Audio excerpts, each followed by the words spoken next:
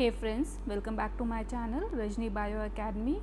सो last lecture में हमने immunology का इंट्रोडक्शन देखा, जिसमें हम इनेट इम्यूनिटी के एलिमेंट्स देख रहे थे। So let's start with complement system today. So complement system is very important. होता क्या है, ये 30 सीरम प्रोटीन से बने होते हैं। कॉम्प्लीमेंट प्रोटीन्स ब्रिज करते हैं इनेट एंड अडेप्टिव इम्यूनिटी को and remove immune complexes, activate करते हैं एक एंजाइमेटिक कैस्केड। सो होता क्या है, कैस्केड मतलब ये एक दूसरे को एक्टिवेट करेगा, दूसरा किसी तीसरे मॉलिक्यूल को एक्टिवेट करेगा, तो ऐसे एक पूरा सिस्टम बनता है। Ultimately target pathogen membrane and cause pathogen destruction. So basically होता क्या है, जो इनका एक्टिवेशन होता है, एक्टिवेशन लीड्स टू किन 3 फंक्शंस को ये करता है? ऑप्सोनाइजेशन,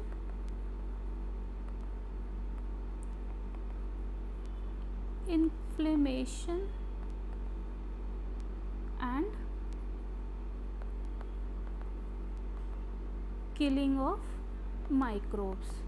सो ये 3 इसके इम्पॉर्टेंट फंक्शन होते हैं, opsonization, inflammation and killing of microbes. So इसके 3 पाथवे होते हैं, 3 pathway of activation.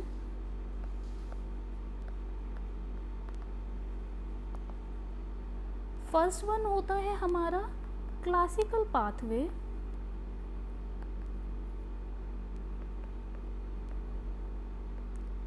Classical pathway में क्या होता है, एंटीजन एंटीबॉडी कॉम्प्लेक्स होते हैं। ये हमारा माइक्रो ऑर्गेनिज्म है,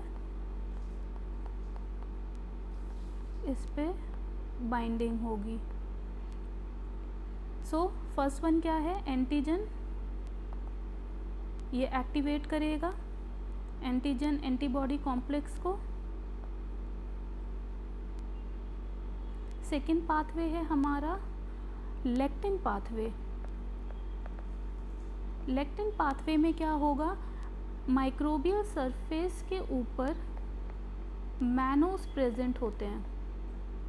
सो ये उन मैनोस से जाके क्या करेगा, बाइंड करेगा। सो mannose on microbial surface. And जो थर्ड वन होता है वो होता है ऑल्टरनेटिव पाथवे। ऑल्टरनेटिव पाथवे में क्या होता है, माइक्रोबियल सरफेस ही हमारा सिस्टम को एक्टिवेट कर देता है। सो ये तीनों मिलके किसको एक्टिवेट करेंगे, ये तीनों मिलके करेंगे C3 का एक्टिवेशन। C3 क्या बनाता है, C3 एक्टिवेशन से C3b इज फॉर्म्ड, और C3b फिर क्या करता है, एक ऑप्सोनाइजेशन करेगा, दूसरा इन्फ्लेमेशन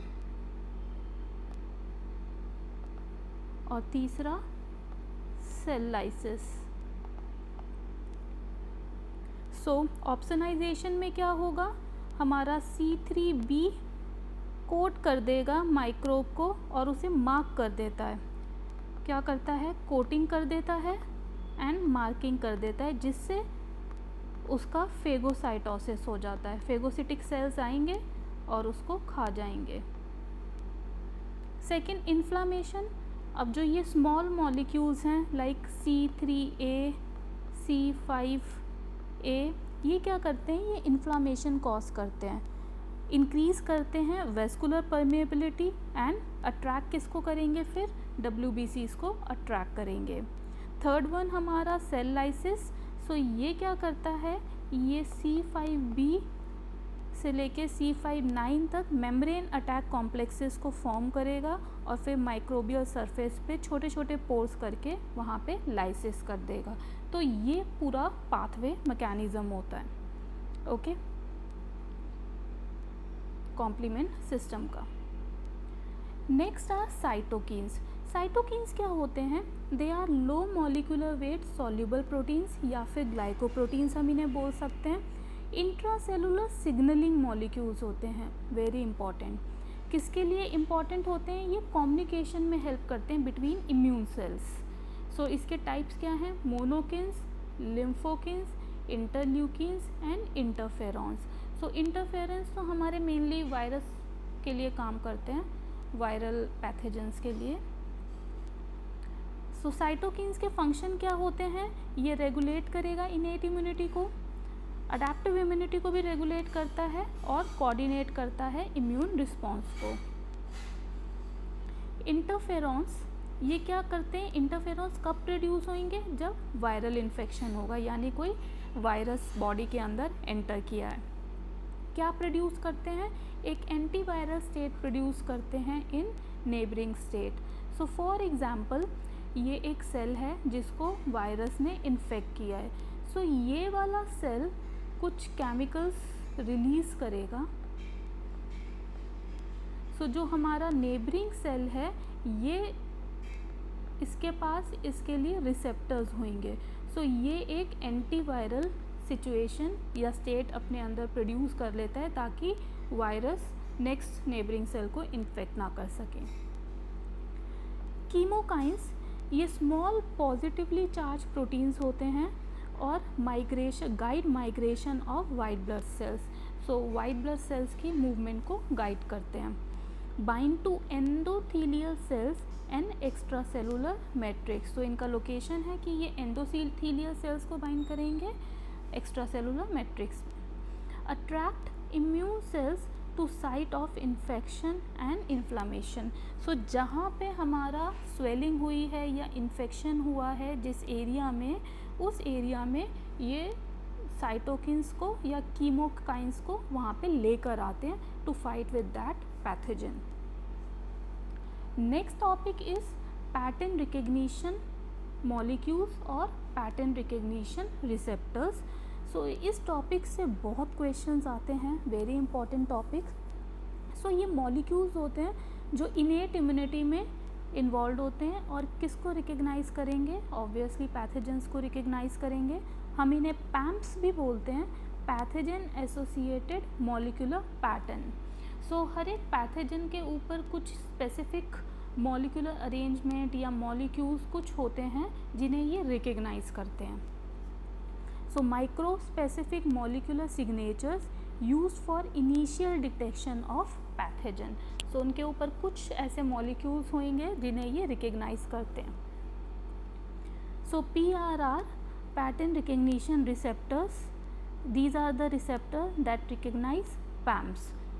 ओके, सो पैम्प्स हमारे वो पैटर्न होंगे जिन्हें रिकग्नाइज कौन करेगा? जिन्हें रिकग्नाइज PRR करेगा, पैटर्न रिकग्निशन रिसेप्टर्स।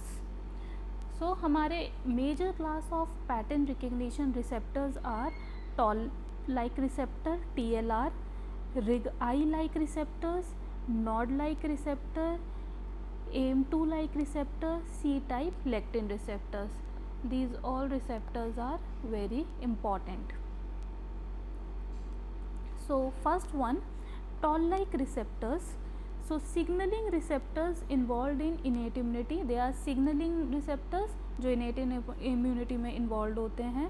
सबसे पहले किस में फाइंड आउट किए गए थे? सबसे पहले आइडेंटिफाइड हुए थे ये ड्रोसोफिला में। किस में हेल्प करते हैं? They participate in resistance against fungal infection. So fungal infection को रोकते हैं। And they are type 1 transmembrane glycoproteins. Structure of TLR, so ये extra cellular outside the cell, ये ऐसा कॉमा शेप लाइक होगा। देन इंटरसेलुलर ये वाला स्ट्रक्चर होगा टोल लाइक रिसेप्टर का। सो एक्स्ट्रा सेलुलर डोमेन में हमारे ये ल्यूसिन रिच रिपीट्स होंगे LLR, जो किसको रिकग्नाइज करेंगे?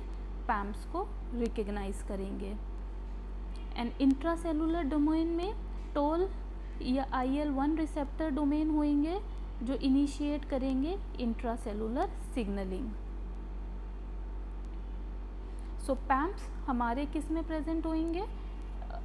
इनके पास होंगे पैथोजेंस के पास और उनको रिकग्नाइज कौन करते हैं, उनको रिकग्नाइज PRR करते हैं, रिसेप्टर्स करते हैं. So this upper portion will recognise the PAM and ये हमारा सिग्नलिंग स्टार्ट करेंगे. सो सिंथेसिस की अगर बात करें तो इनका सिंथेसिस होता है एंडोप्लाज्मिक रेक्टिकुलम में, वहाँ से ये पास होते हैं गोल्जी अपरेटस के पास एंड लोकलाइज्ड ऑन ट्रांसपोर्ट हो जाते हैं सेल सरफेस पे, endosomes, other intracellular compartments. Next is a comparison between human and mouse toll like receptors. So human के हमारे पास 10 होते हैं TLR1 से TLR10 एंड माउस में 12 होते हैं TLR1 से TLR9 and TLR11 to 13. Next is classification of toll-like receptors. Cell surface receptors, these recognize microbial membrane components. So ये वाले हमारे सारे ह्यूमन के सेल सरफेस TLRs हैं और ये किसको रिकग्नाइज करते हैं, लिपिड्स को रिकग्नाइज करेंगे, लिपोप्रोटीन्स को करेंगे या फिर प्रोटीन्स को करते हैं.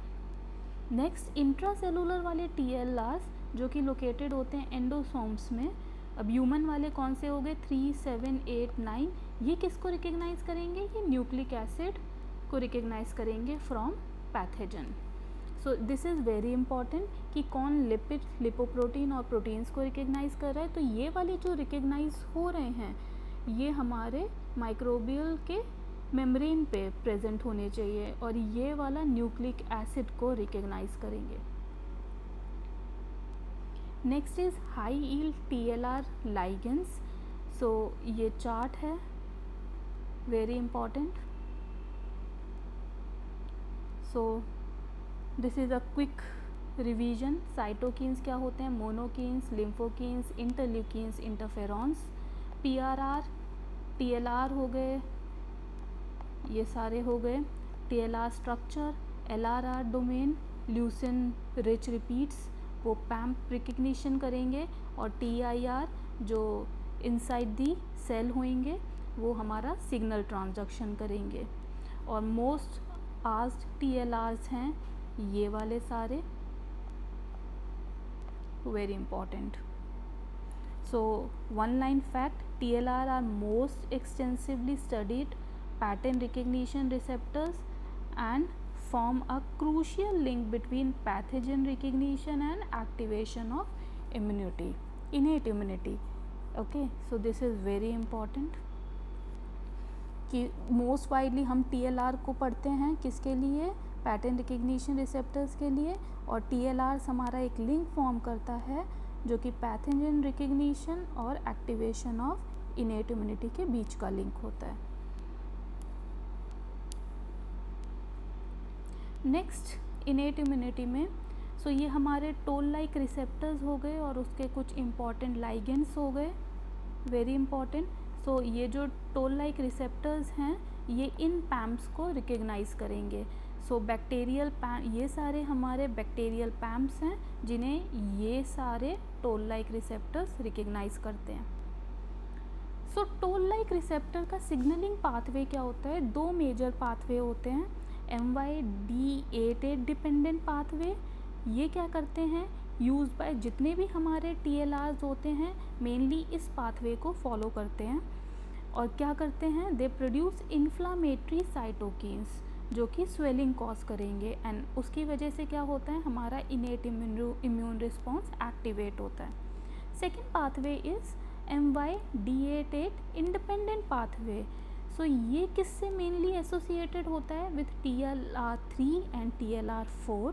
ये स्टिमुलेट करेगा इंटरफेरॉन बीटा का प्रोडक्शन और वो क्या करते हैं, वो डेंड्राइटिक सेल मैच्योरेशन में हेल्प करते हैं जो कि हमारा एडेप्टिव इम्यूनिटी का पार्ट है.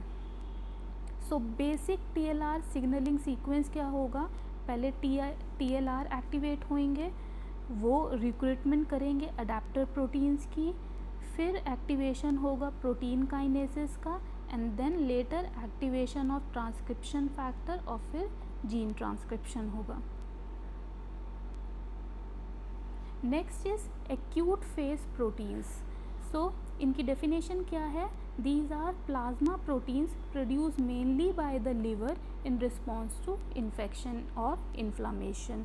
सो एक्यूट फेज प्रोटीन हमारे लिवर प्रोड्यूस करते हैं in case of any infection और इन्फ्लामेशन। एग्जाम्पल हो गए C reactive protein, serum amyloid A protein, mannose binding protein. So ये सारे एक्यूट फेज प्रोटीन के एग्जाम्पल हैं। Inducing cytokines, so release by activated macrophages IL-1, IL-6 and IL-8 etcetera. इनका function होगा, ये कॉम्प्लीमेंट सिस्टम को एक्टिवेट करेंगे, opsonization को एक्टिवेट करेंगे। ऑप्सोनाइजेशन मैंने बताया कि एक जो पैथोजन है उसको कोट कर देंगे किसी केमिकल से एंड वो इजी रिकग्निशन हो जाती है फिर हमारे फेगोसिटिक सेल को उसे एनगल्फ करने में। Next is improve microbial clearance, clear कर देते हैं उन्हें। Next one is cellular defences in innate immunity. कौन कौन से मेजर सेल्स हैं? तो मेजर सेल्स हो गए हमारे neutrophil, macrophages, monocyte, natural killer cells and dendritic cells. So इनको हम डिटेल में पढ़ेंगे later. Provide protection when pathogens overcome physical and chemical barrier. So ये मोस्टली सारे फेगोसिटिक सेल्स होते हैं। जैसे ही वो फिजिकल बैरियर, स्किन, म्यूकस इनको क्रॉस कर लेते हैं, देन केमिकल बैरियर्स को क्रॉस कर लेते हैं, देन हमारे ये फेगोसिटिक सेल पिक्चर में आते हैं। Next is phagocytosis. So phagocytosis हमें पता है अनगल्फमेंट ऑफ फॉरेन पार्टिकल और micro organism by phagocytic cells, खा जाते हैं ये। सो मेन फेगोसाइट्स कौन है? हमारे मैक्रोफाजेस हैं। ये लॉन्ग लिव्ड होते हैं, टिश्यू में रहते हैं और बॉडी टिश्यू में रह के इन्फेक्शंस को देखते रहते हैं। न्यूट्रोफिल्स हो गए, ये शॉर्ट लिव्ड होते हैं, अबंडेंट इन ब्लड होते हैं and first responder to infection. जैसे ही कुछ एंटर किया है तो फर्स्ट वन जो एक्टिवेट होते हैं वो न्यूट्रोफिल्स होते हैं। Next, opsonisation, process that enhance phagocytosis by coating pathogens with opsonins. Opsonins are antibodies and complement proteins. Next is step of phagocytosis क्या होगा? Phagocytosis, recognition and attachment। पहले रिकग्नाइज करेंगे फॉरेन मॉलिक्यूल को, फिर उससे अटैच करेंगे, उन्हें एनगल्फ करेंगे। एनगल्फमेंट के लिए वो एक स्ट्रक्चर बनाएंगे जिन्हें बोलते हैं हम फेगोसोम। फेगोसोम फिर लाइजोसोम से फ्यूज़ करके स्ट्रक्चर बनाता है फेगोलाइजोसोम और ये माइक्रो ऑर्गेनिज्म को किल कर देते हैं और डाइजेस्ट कर जाते हैं। Next is oxygen dependent killing mechanism. So इसमें क्या होता है? Respiratory burst. So rapid increase in oxygen consumption by activated phagocytes. So जितने भी हमारे ये फेगोसिटिक सेल है, फॉर एग्जांपल न्यूट्रोफिल्स, मैक्रोफेजेस, इनमें क्या होता है? Rapid increase of oxygen consumption होती है ताकि ये फाइट कर सके। सो रिएक्टिव ऑक्सीजन इंटरमीडिएट्स कौन से होते हैं? ये सारे। नेक्स्ट हमारा रिएक्टिव नाइट्रोजन इंटरमीडिएट्स कौन से हैं? ये सब। और इन सब का फंक्शन क्या होता है? They are potent anti microbial molecules that destroy engulf pathogen.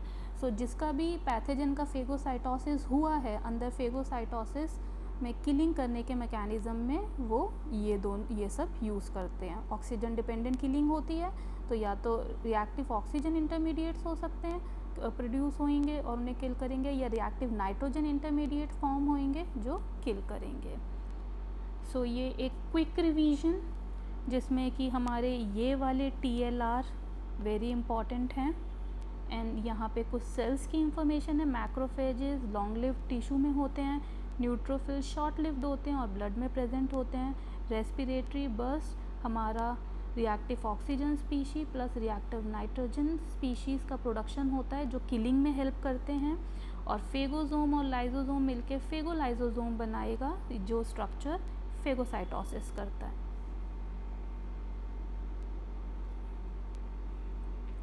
So next है हमारा इनेट इम्यूनिटी में इन्फ्लामेटरी बैरियर्स जो स्वेलिंग कॉज करेंगे। So inflammation is a non specific defence response to tissue injury और इन्फेक्शन। सो ये एक non specific defence mechanism है या डिफेंस रिस्पॉन्स है। जहाँ भी इंजरी होगी या फिर कहीं इन्फेक्शन होगा वहाँ स्वेलिंग देखी जाती है।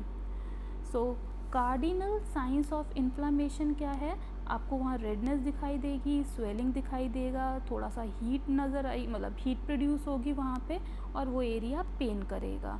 सो ये हमारा डिफेंस रिस्पॉन्स है जो कि इनेट इम्यूनिटी का पार्ट है। कॉजेज़ ऑफ साइन किसकी वजह से होता है, रेडनेस और जो हीट होगी वो किसकी वजह से होगी, increase blood vessels diameter, vasodilation जिसको हम कहते हैं। तो वेसोडाइलेशन क्या होता है कि जब ब्लड वेसल्स का डायमीटर इंक्रीज होता है तो ब्लड फ्लो इंक्रीज हो जाएगा, फ्लो रेट इंक्रीज हो जाएगा, जिसकी वजह से रेडनेस ज़्यादा दिखती है और हीट ज़्यादा प्रोड्यूस होगी। Next is swelling, so increase permeability of blood vessels, fluid and protein leak into the tissue. So जैसे ही डायमीटर इंक्रीज होगा तो पोर साइज इंक्रीज होगा, उसकी वजह से फ्लूइड और प्रोटीन लीक कर जाते हैं टिश्यू के अंदर। पेन ड्यू टू किनेंस, इनकी वजह से पेन होगा। Next is events during inflammation. So inflammation में क्या हो रहा होता है, endothelial cell express adhesion protein, ठीक है। उसके बाद white blood cell migrate from blood to tissue, extravasation जिसे हम बोलते हैं, and major cell recruitment neutrophil, monocyte, lymphocyte की। तो होता क्या है कि हमारे जो एंडोथीलियल सेल्स हैं वो किसको एक्सप्रेस करेंगे, एडहेशन प्रोटीन्स को एक्सप्रेस करेंगे। अब वहाँ पे जितने भी वाइट ब्लड सेल्स हैं ब्लड से कहाँ आ जाएंगे, वो टिश्यू के अंदर एंटर कर जाएंगे, और मेनली कौन से सेल्स आएंगे, न्यूट्रोफिल, मोनोसिट और मोनोसाइट्स एंड लिम्फोसाइट्स आएंगे। Next is role of chemokine. So chemokine is produce by activated macrophages. So इस इंजरी या फिर यहाँ इन्फ्लामेशन के ड्यूरेशन में जो मैक्रोफाजेस आए हैं, या जो मैक्रोफाजेस एक्टिवेटेड मैक्रोफाजेस हैं वो कीमोकाइंस प्रोड्यूस करेंगे, एक्ट एज कीमो अट्रैक्टेंट, और ये किसको रिक्रूट करते हैं, ये फर्दर और रिक्रूटमेंट करेंगे न्यूट्रोफिल का, later monocytes and dendritic cells का। So it is kind of a interlinked mechanism, कोई एक को एक्टिवेट कर रहा है फिर वो किसी और को एक्टिवेट कर रहा है। सो इस तरह से हमारे इम्यूनिटी वर्क करती है। सो इम्पॉर्टेंट मीडिएटर्स कौन है हमारे इन्फ्लामेशन में, हिस्टामाइन। सो ये किससे रिलीज़ होते हैं, release by various cells after tissue injury. So histamine release होंगे जहाँ भी इंजरी हुई है, और क्या कॉज करते हैं, वेसोडाइलेशन कॉज करेंगे, ब्लड वेसल्स का डायमीटर इंक्रीज करेंगे, एंड कैपिलरी परमेबिलिटी।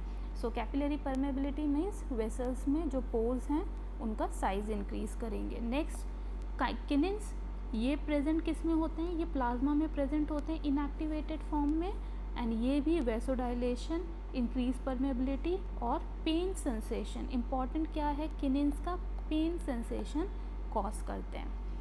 सो ये सब हमारा इनेट इम्यूनिटी में था। सो नेक्स्ट लेक्चर में हम अडैप्टिव इम्यूनिटी से स्टार्ट करेंगे। Till then bye bye, please like, share and subscribe.